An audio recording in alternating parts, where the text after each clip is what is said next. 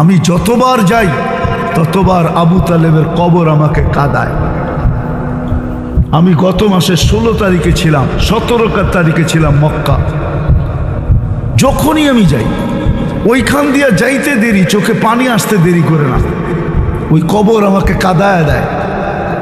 আবু তালেবের কবর, ওলামারা ওই কবরস্থানটাকে এখনো জান্নাত বলে, জান্নাতুল মুআল্লা বলে।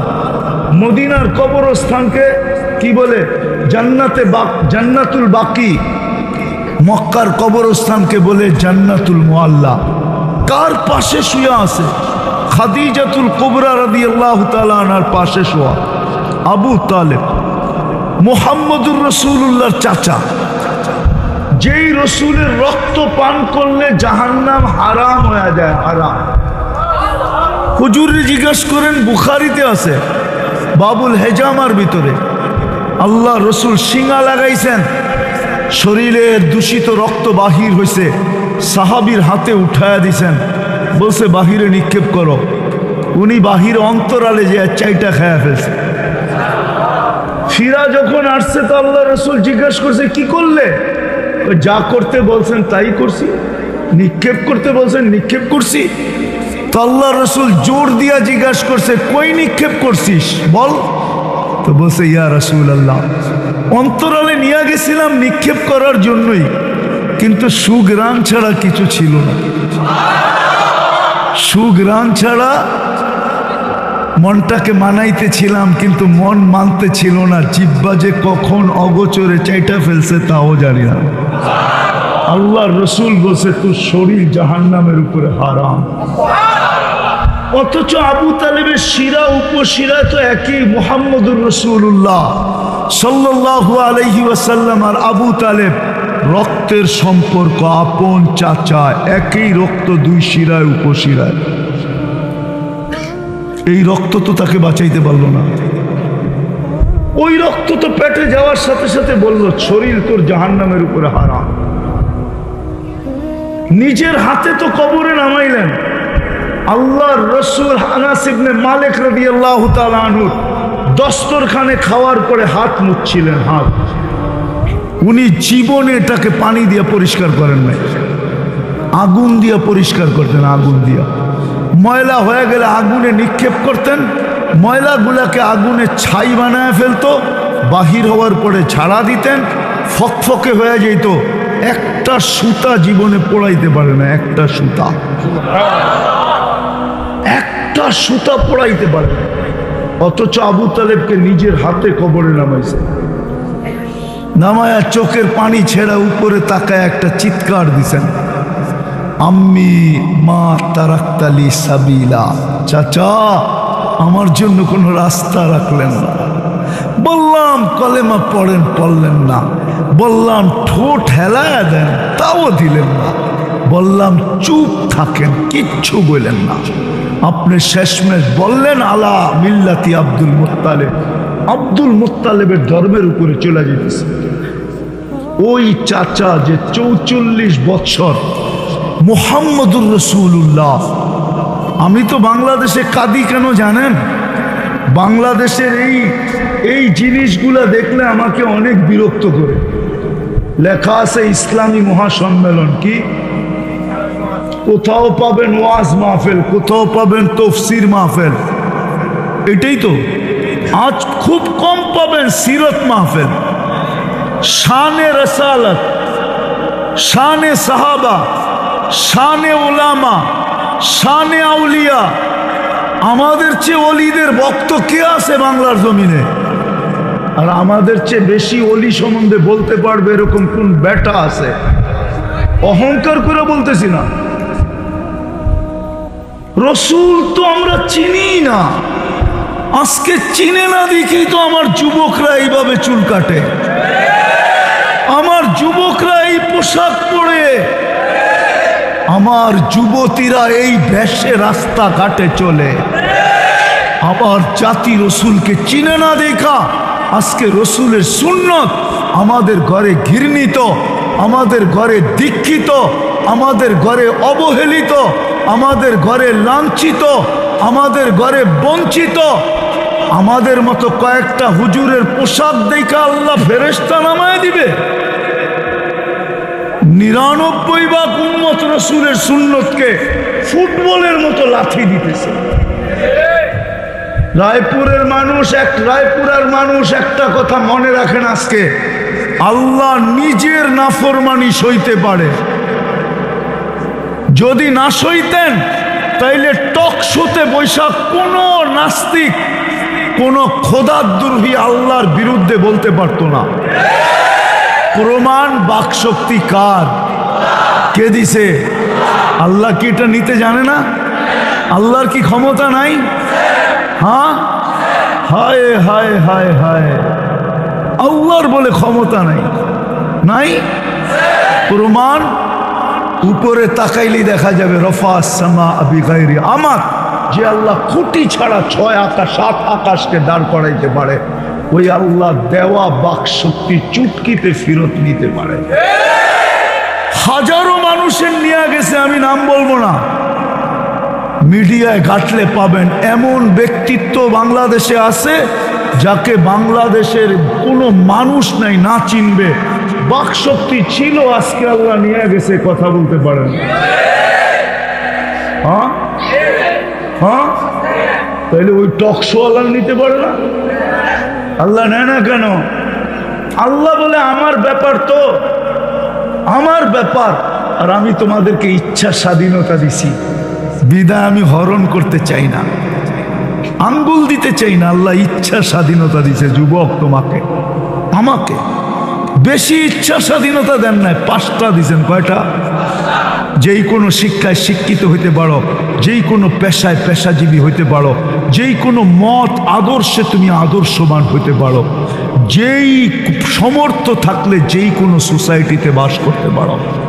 সমর্থ থাকতে হবে, বোঝেন সমর্থ? হ্যাঁ। আর 5ম, মৃত্যুর আগ পর্যন্ত যেমন খুশি তেমন চলতে পারো। যেমন খুশি তেমন চলা বোঝো। স্কুলে খেলা টেলা হয় না? হয়। আমরা যখন ছোটবেলায় স্কুলে পড়তাম তো প্রতি বছর স্কুলে খেলা হইতো, ওটার ভিতরে একটা পর্ব থাকতো, যেমন খুশি তেমন সাজো। হুজুরও মনে হয় সাজছে, আমিও কয়েকবার সাজছি। যেমন খুশি তেমন সাজো। আল্লাহ বলে মৃত্যুর পূর্ব মুহূর্ত পর্যন্ত তোকে ইচ্ছা স্বাধীনতা দিলাম, যেমন খুশি তেমন সাজ। নাইলে যুবক ঘুরবে 3 কোয়ার্টার পড়া, হাফ কোয়ার্টার পড়া, মহিলা ঘুরবে বিকেনি পড়া।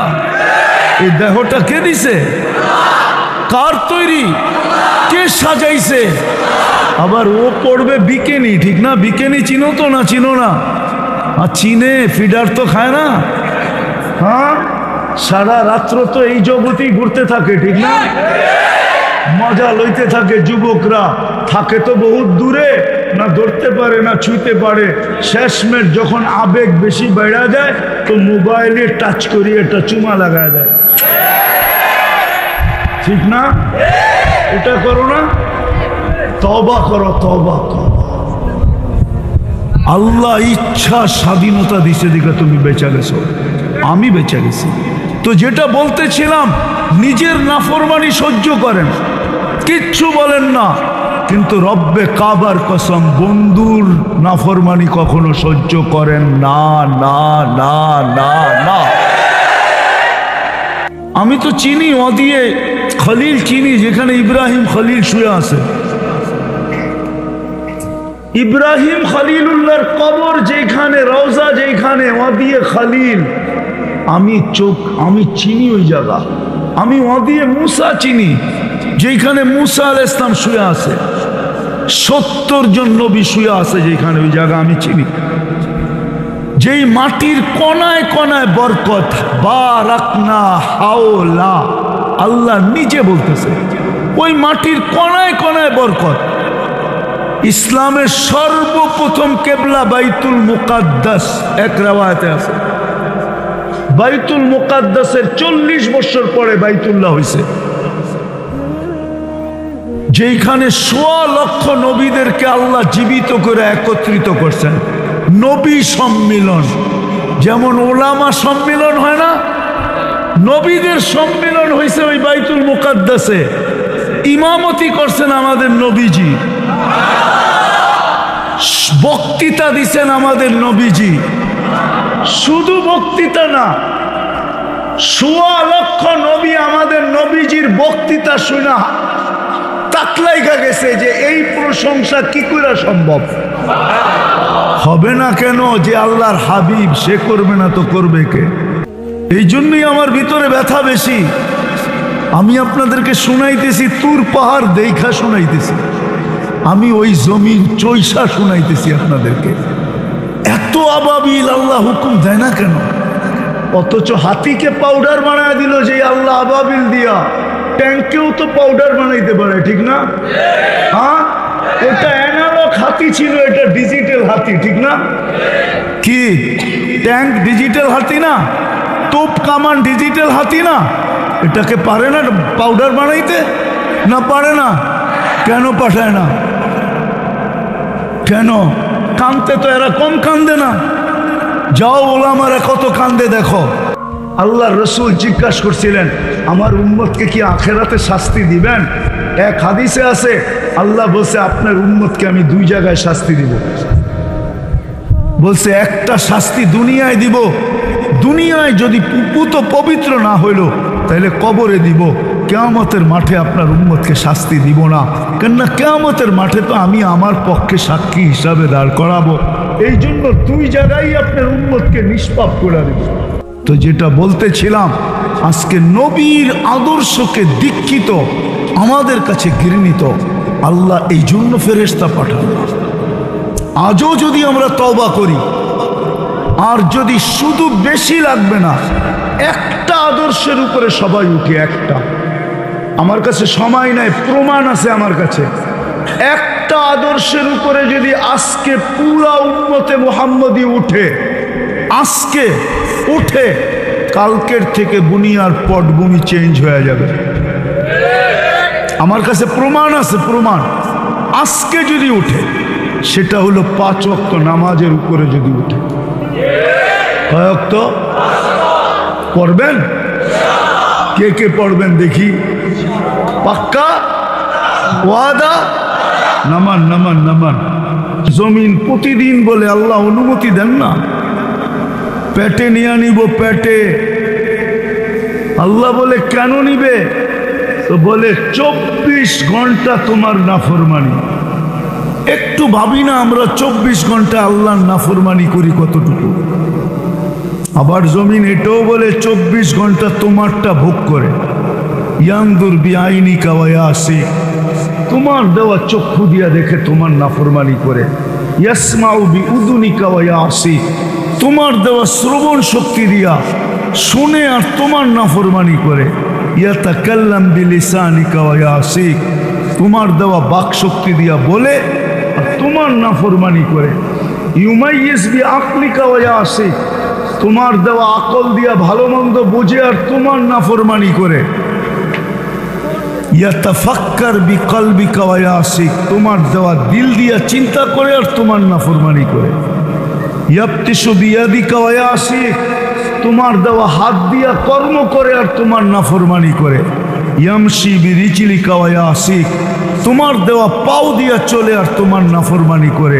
কানা সগীরা ফাকাব্বারতা, বড় ছোট ছিল তুমি বড় করলে।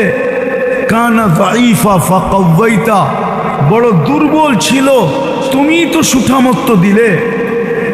কানা জাহিলা ফাআল্লামতা, বড় অজ্ঞ মারপেটের থেকে আসছিল তুমি একে শিক্ষা দিলে। কানা মিসকিনা ফাআগনাইতা, বড় অসহায় ছিল, নিশ্চয় ছিল, তুমি স্বয়ং সম্পূর্ণ করলে। এই জন্য আমি পেটে নিতে চাই। আল্লাহ জিজ্ঞেস করে কিভাবে পেটে নিবে? জমিন বলে আতা জাল জাল জহরি, আমি শুধু পিঠটা হেলায় দিব। পিঠটা, পিঠ হেলানো বোঝো? আরে বলো না। ভূমিকম্প, ভূমিকম্প, জমিন পিঠ হেলায় দেয়। ভূমিকম্প দিব আর মিনিটের ভিতরে আমার পেটে নিয়ে আসবো। গত ডিসেম্বরে তুরস্কের জমিন হেলা গেছিল, আল্লাহ অনুমতি দিছিলেন ওকে হেলানোর জন্য। এক রাত্রে 1.5 লক্ষ মাটির নিচে, এক রাত্রে পুরা শহর মাটির নিচে চলে গেছে, মাটিতে মিশা গেছে। তো যেটা বুঝাইতেছিলাম আসল কথা, আমরা কেউ ছিলাম না, অচিরেই আমরা কেউ থাকবো না। দুনিয়ার কার কি পরিচয়? এটা দুনিয়ার পরিচয়। কেননা দুনিয়ায় আমাদেরকে আল্লাহ পরিচিত হওয়ার জন্য বিভিন্ন পরিচয়ে পরিচিত করছেন। এই জন্যই কোরআন বলে জাআলনাকুম শুউবান ওয়া কাবাইলা, তোমাদেরকে বিভিন্ন গোত্রে বিভক্ত করছি, বিভিন্ন পেশায় বিভক্ত করছি। কেন?